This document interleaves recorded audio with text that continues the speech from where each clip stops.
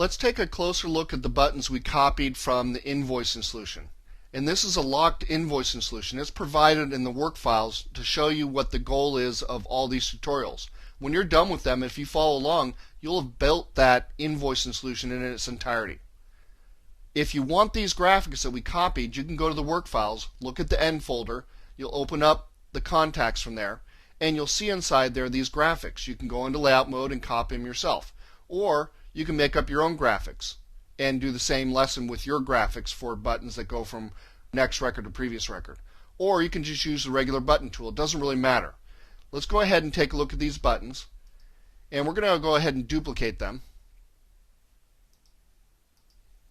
And what you want to realize is there's more than one object here. There is the actual button that's on top of it, which is invisible. The only reason we can see it is because we have on our show sample data, which is our buttons here. Once you do that, it's gone. So there's an important aspect of this show option. You can see those buttons more easily. There's an invisible button on top of this actual graphic, and there's a reason for that. That's because buttons from Photoshop or anywhere from any other program not created in FileMaker highlight irregularly. They have a square background. It doesn't look good. It's not professional. So let's show you what we mean. We're going to go ahead and assign a button directly to this graphic. We're going to make it go to record last or previous or anything we want. It doesn't really matter. The point is, how does it highlight? If we click on this, you'll notice that it actually highlights with a rectangle. If we click on our buttons we copied and pasted, they highlight very professionally, very nicely.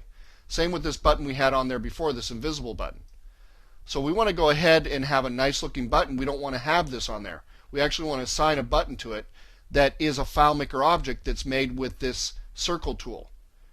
So let's go ahead and remove that button. I'm going to go to button setup and tell it to do nothing. And then we're going to go ahead and zoom in. I'm going to click here first and then zoom in on that. It's going to make it easier to draw our circle around it. So we'll get our circle tool and try to draw it perfectly the first time. We may not get it right on the first time. And then once you've got it just right, and we can go ahead and just make it a little bit wider here if you want. There we go, maybe a little bit taller. That looks pretty good. And once you have it, then you set it to no fill and no line. Then you assign the button to that particular object. We'll say go to record next. Click OK. And you might even want to group these together. So we'll select them all and choose group. And I'll get rid of this button. We'll zoom back down to 100%. Go to browse mode. And you'll see that this button highlights perfectly. That's exactly what you want, a nice highlighting button. And it doesn't take that long. I mean, it took us maybe 10 or 15 seconds to make that circle. And once you've made it, you can apply it to any button with the same dimensions.